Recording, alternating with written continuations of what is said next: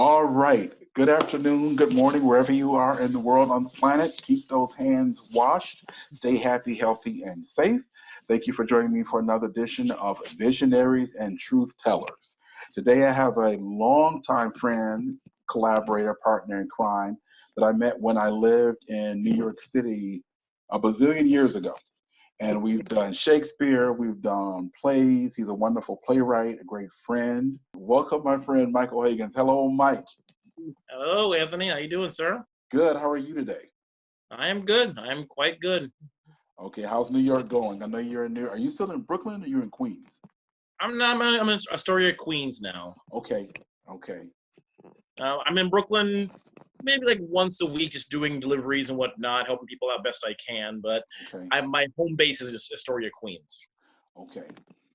Okay. So give us a quick synopsis, a 30-second bio, if you will, of you and what you do and how you came to be and what you're doing in the world.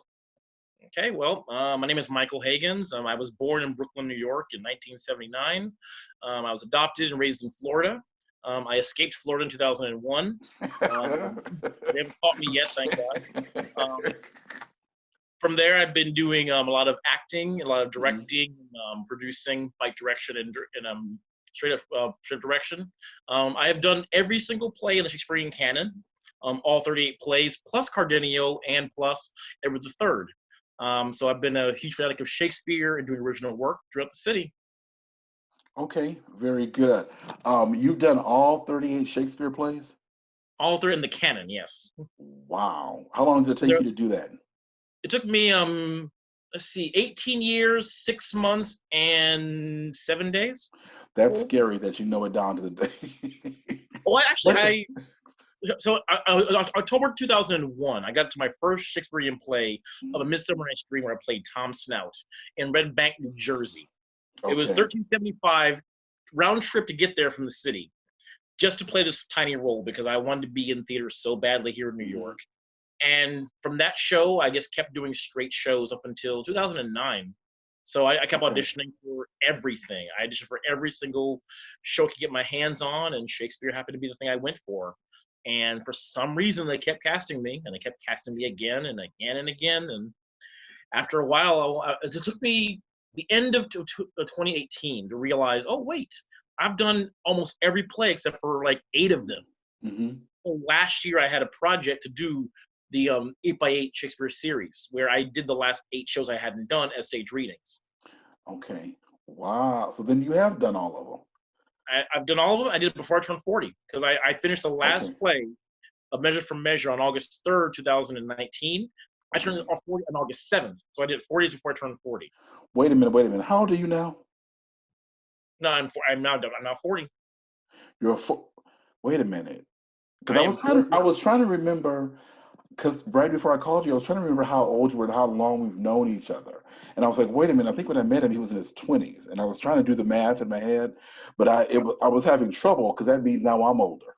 And I was like, well, wait a minute. It's like, how old I was it? was in my How 20s. old was I when I met him? And I'm like, okay, that was 100 years ago. Because when you start when you once you hit 40 and start going the other way, it's not that things go downhill. It's just you start remembering things in terms of um, like how old you are, and because you tend to think that okay, we were I was 30 whatever when we met, right? And then you Mhm. forget that if you're now 40, I couldn't still be 40. Like that's not Oh yeah. possible. So it's like now I'm 52, and it's like okay, when did that happen? So yeah, so you're 40 now. Okay, good, good, good. Welcome to the club. So 40 Thanks. is 40 is Thanks. Yeah, 40. wait on like 40 on my is gold watch still. yeah, 40s are gonna be great. Trust me, trust me. 40s, a whole bunch of things are gonna click and make sense. I hope it gets better than this. The first couple of months have not been great. It's gonna get better. Okay. Trust me.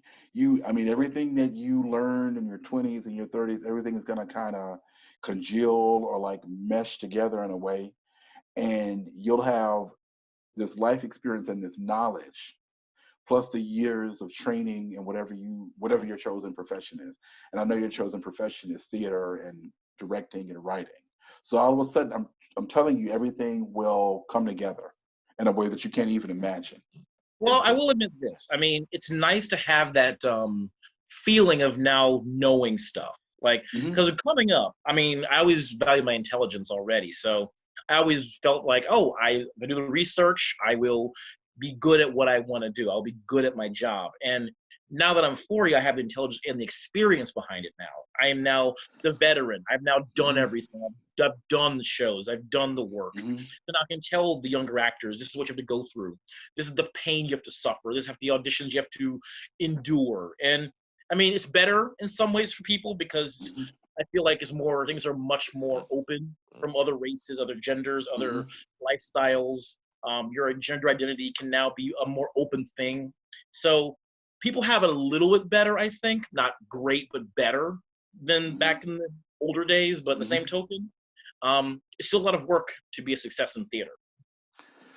I agree. I agree. Let's talk about shift gears just slightly, and let's talk about. I was doing some research on you, even though I knew a lot about you.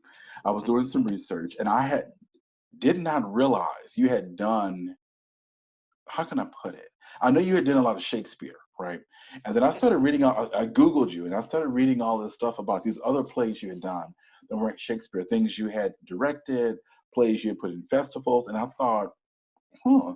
It was all of this work that came up. So there's a bunch of stuff, just so you know, there's a ton of crap on you on the internet. And it's all about these other plays you've done and this, and I thought, and some of them I kind of remember because you running them by me or sending me a copy or whatever. So my question to you and where this is headed is all about for you, when you are writing, so I want to come back to Shakespeare, but when you're writing, so for example, I know you wrote a play about a soldier, I think it was in World War II in France, right? And then you've Yes. written some other things, and I know you did a one person show. So I want to talk about Michael is Black, and I want to talk about that, but I definitely want to talk about like the two-person plays you've written, and I guess I want to know, or I'm sure people want to know, a um, where does that come from? And B, something you said that was very interesting a couple of minutes ago, and I want people to get this and make sure they really ingest this, is what sustains you and keeps you going. Because, like you said, doing theater, um, nobody does it for the money. You know what I mean? Nobody's like, oh, I'm doing this because I'm making, and nobody's parents like, yeah, go into theater, you can make a lot of money. So nobody's in it to turn a buck, so to speak. So it Right. truly is a labor of love. So if you could answer those two questions, the first one being, talk a little bit about the play about the soldier in World War II, and then talk about what has sustained you, because I think I've known you since 2004, 2003, and you're Roughly. always working and you're always hustling. So what sustains you? So answer those two for the folks. All right. I'll start with number one, which is where Basement came from, which we're talking about, the Hmm. soldier in World War II.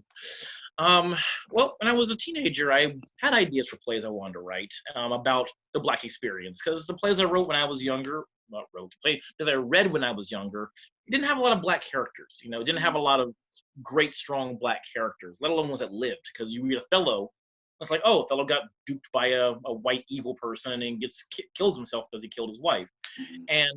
and then you read other plays here, other plays there, and there's just no plays, for me, for us.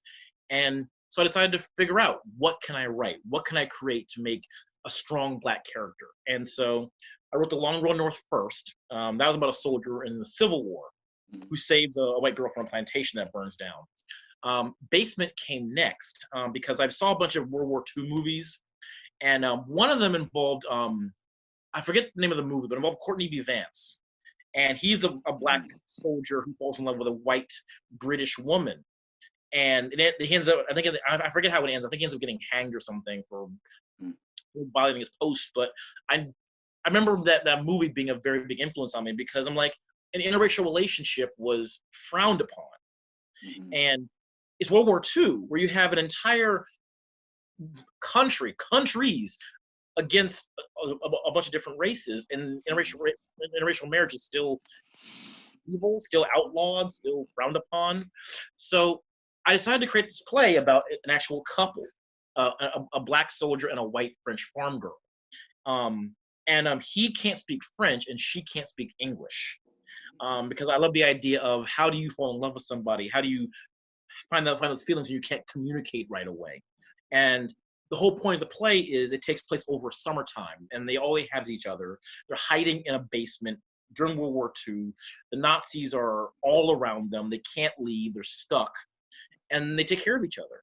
And so I want to create a realistic love story about two people in a situation where they only have each other and they can fall in love in a realistic way during a wartime situation, and in a forbidden way in a way too, because the black soldier, he's not used to getting attention from a white woman before like this, and the white woman have never even seen a black man, let alone an American one. So it's like their differences can still find ways to thrive in that kind of environment and find love.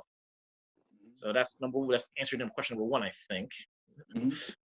Okay. As for my hustle, how I keep it going, it's hard to kind of comprehend because I just always had this drive to keep going. I don't like the idea of giving up. I don't like the idea of stopping. I've had so many challenges in life where I've had a reason to give up. I mean, I've been homeless. I've been jobless. Have had no money to my name. I've had to sleep in abandoned buildings. I've had to beg people to sleep on their couches, and all of it for the name of theater.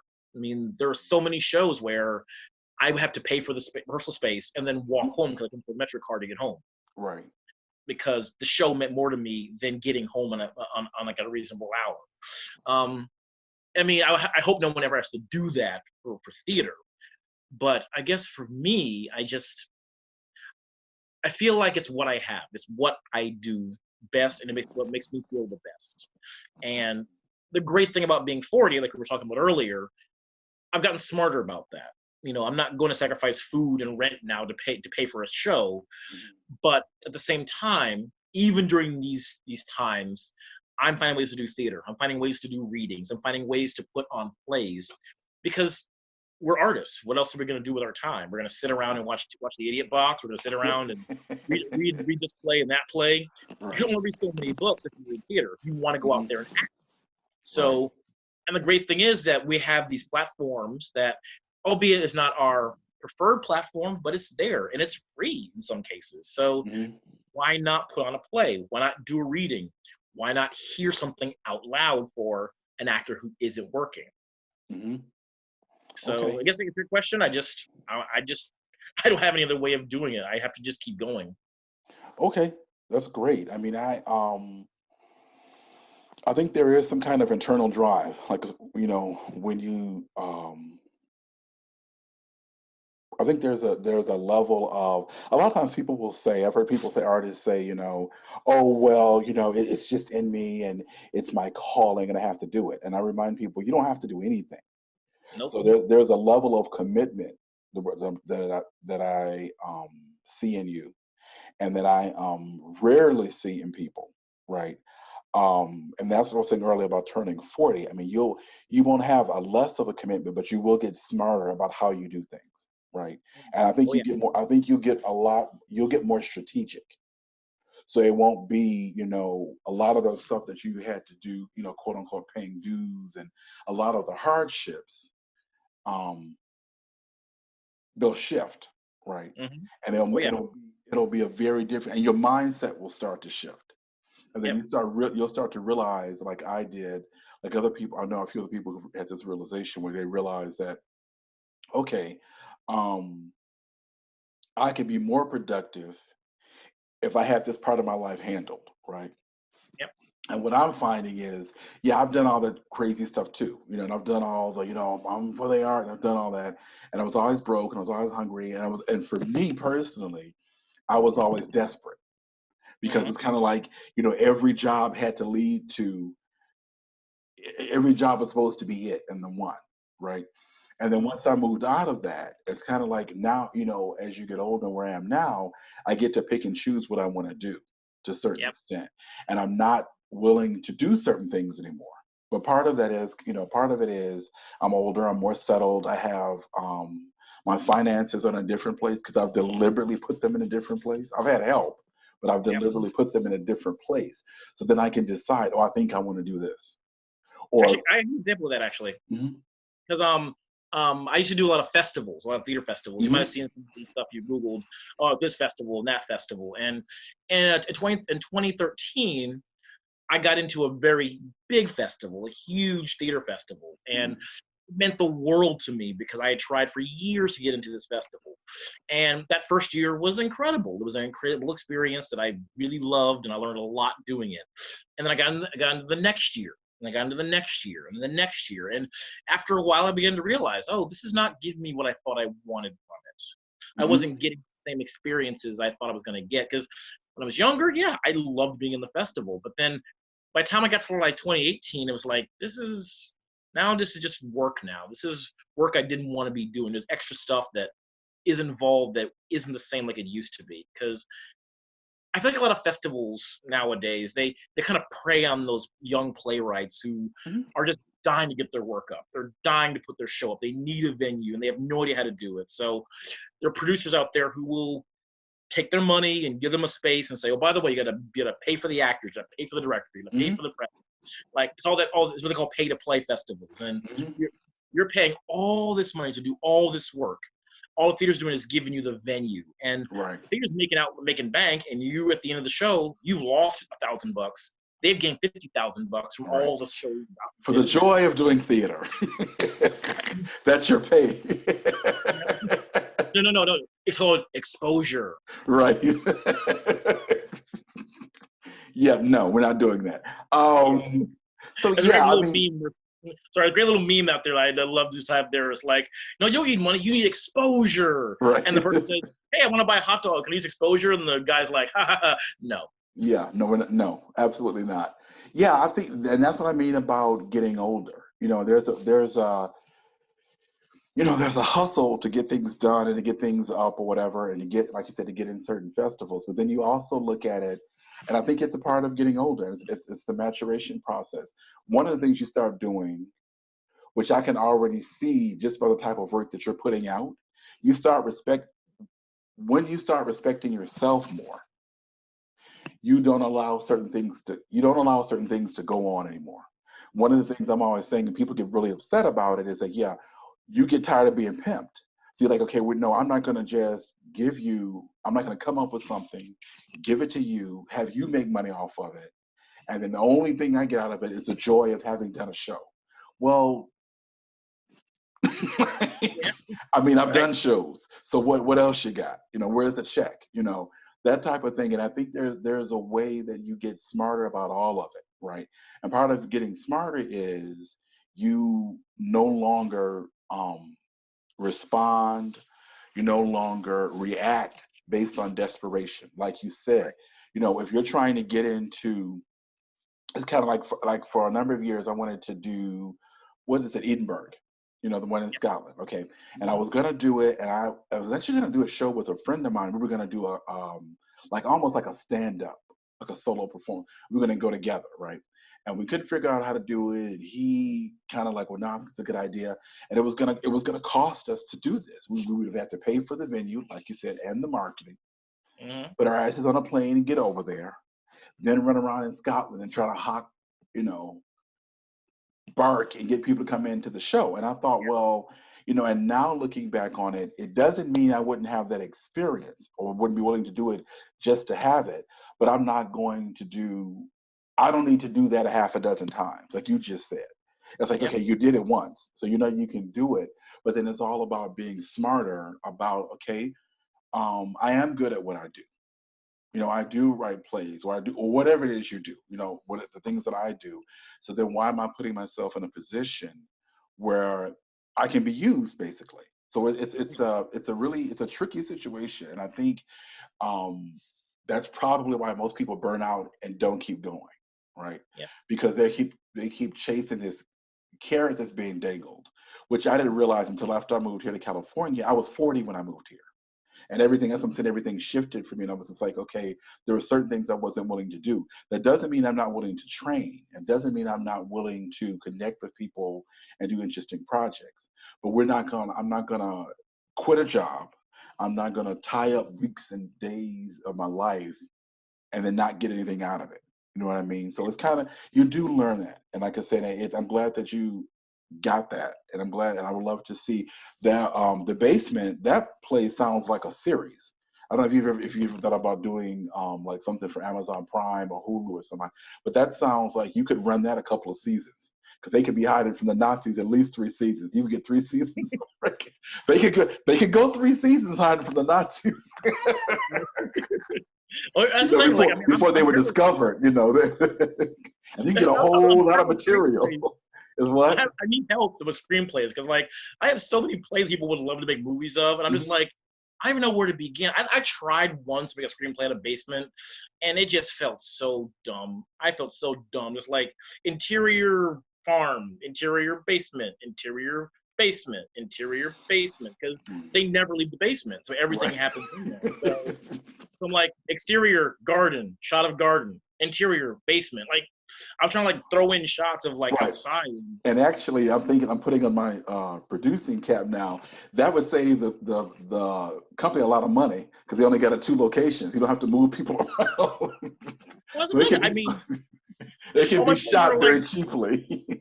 my plays. They're all made for low budget. They're made for like Right. one scene, no set changes. Like Long One Right. North, it's all in one boxcar. Right. Um, my play Hit and Match is all like on like a table and 2 chairs. I mean, Hmm. my plays are meant for a low budget set where you don't have to change anything or do any really wild elaborate sets. You can if you want to, Okay. Let me ask but you. you don't never need to. Okay. I want to come back. So, hit match is the one about the hitman, right? Yes. Okay. I want to talk about that in a minute, but I want to go back to what you said about writing. Taking your plays and making them into screenplays. You might be interested in knowing I've been taking a lot of screenwriting classes the last couple of years. That's where I'm headed. Like that's the next wave of what I'm trying to do is to do TV and film. Um, I'm writing pilots now. I want to do so. And it is very different. Hmm. The spatial reality is very different.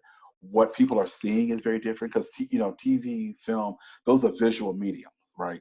Now the Right. good thing about it is because you have a background in theater, like my as I was told yesterday, my secret sauce, my saving grace, my superpower is that even though I don't have a whole lot of experience writing for TV and film, I do understand actors. I do understand emotions. So I always know what everybody's supposed to be doing emotionally, right? So it's Right. just a matter of taking this other skill and laying it on top. So I would encourage you to, if you like to see if you can see if you can make those into screenplays. Take a screenwriting class because I know that if you took one, it would be, how can I put it? It's I don't think it's as difficult as you're making it out to be. And what I mean by that, because you've done plays and you understand structure, it's just a matter of, okay, well, how do we take this and move it over here? Right. Because Okay. a lot of the things are you need them in a screenplay. You need them when people are watching. You need beats, you need transitions, you need, okay, what are they doing? What's the conflict? There are things that you'll hear that will come up again and again that are identical that you can transfer.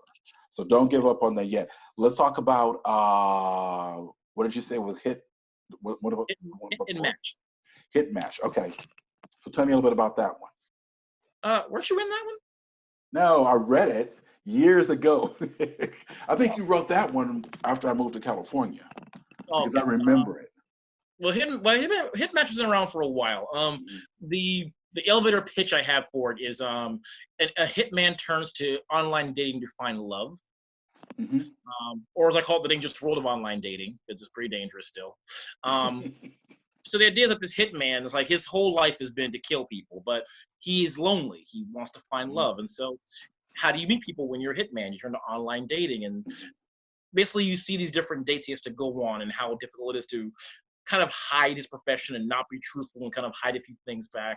It's kind of a dark comedy. Mhm. And that has like it's like 8 characters to it. It has his mentor who is a bit of a womanizer. It has his nemesis who keeps trying to ruin his dates, and a series of women who are all he goes on dates with them and tries to interact with them in different ways. It's one of my more funnier plays, I think. Okay, so it's a dark comedy. Yes, it is. Okay, okay. Well, I'm already thinking about screen direction for that one too. I was already thinking in my head about who would play what role and the scene set up and what. So yeah, Hey, think about screenwriting. Let's talk a little bit about. I'm going to wrap us up.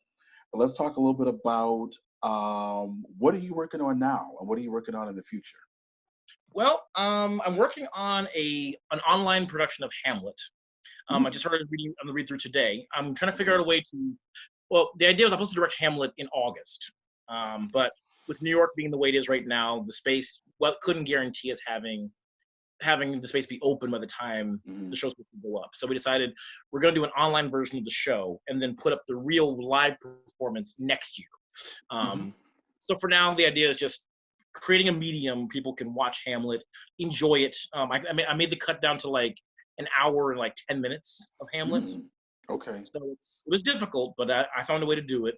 And so the idea is making it accessible to people, even though they're in this online format. Because I've seen plays in the online format. It's hard to really get people Mm, to be invested in the play online on this kind of thing.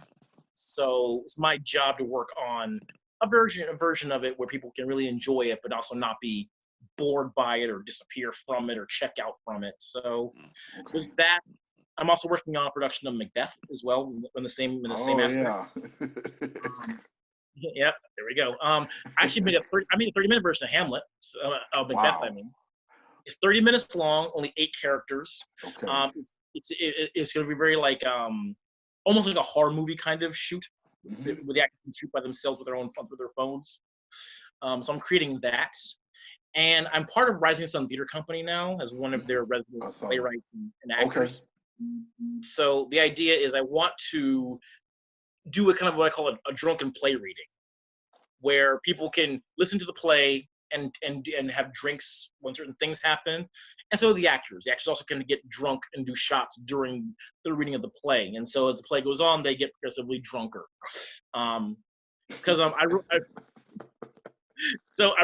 a few plays that are based on fairy tales. Like I don't know if you're familiar with the Grimm brothers. Mhm. Um, I wrote modern versions of Hansel and Gretel, of Little Red Riding Hood, of Rumpelstiltskin, and an obscure fairy tale called The White Snake. And so I combine them all to this one big like one act conglomeration of plays Mhm. into like one big like long play. So I want that to go up probably in about a couple of weeks for Rising Sun to help them with their fundraising drive and whatnot. Okay, tell me a little bit about the Rising Sun. You said you're the playwright in residence there at Rising Yeah. Sun. Okay, tell Well, me about that. like we were talking about earlier, like just how different things are. And at the beginning of the year, I kind of wanted something new because you know me for a long time. You know I build a lot of my stuff on my own. Mhm. I did all the producing on my own, a lot of my directing on my own, and it gets a little bit not tiresome per se. It just gets hard to do Mhm. things by yourself all the time. So I wanted to have a theatrical home again.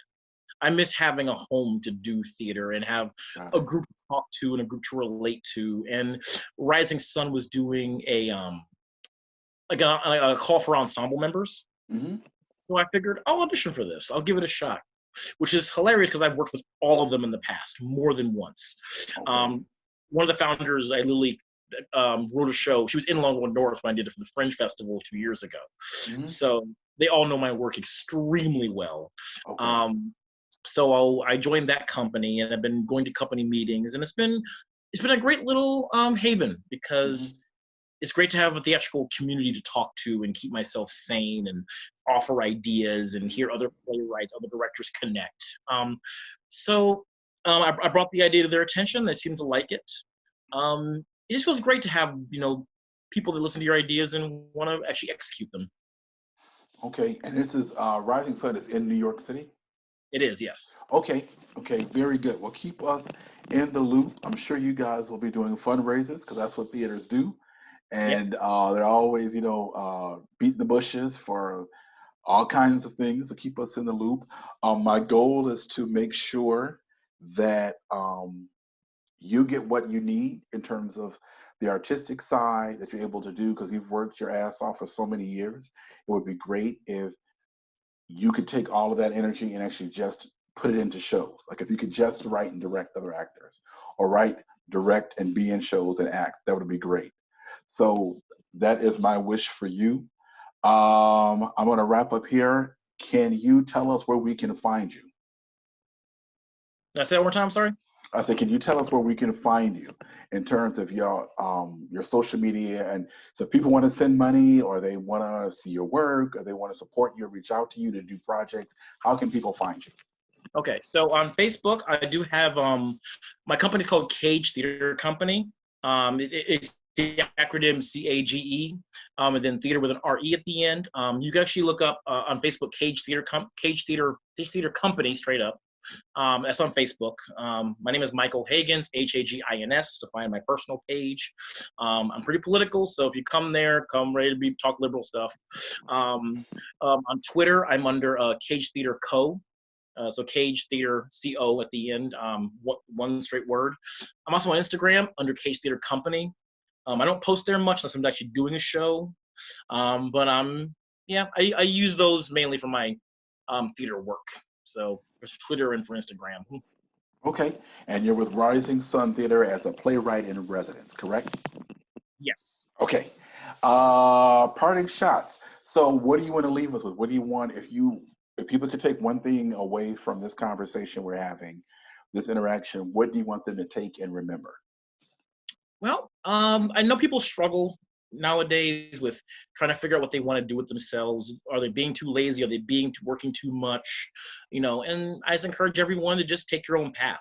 Um, Whatever you're doing is perfectly fine. If you have a reason to write a play, write a play. If you have a reason to act, act. If things are tough right now and you need time to yourself, take it, because no one should be under a lot of pressure right now. Everyone is struggling. Everyone is wondering where the next paycheck's coming from or who's going to get sick next. And I don't want anyone to get stressed out. I don't want anyone to like lose their mind while we're going through this. So if you need to create something. If you need to achieve something, achieve something. And if you just need to take a nap, take a nap. It's okay. No one should be judging you. Okay, all right. I will leave on that note. Mr. Hagins, thank you for having this conversation. We've known each other at this point for 16 years. So that would Yes, be when I met you, you were 24? that's right. Yeah. Okay, all right. That's what, oh, wow. Okay. Richard can now drive. Yes. Okay, so thank you very much for the conversation. I'm going to wrap it up here. I will talk with you very, very soon. Thank you, thank you, thank you. I greatly appreciate it. My pleasure. Thank you very much.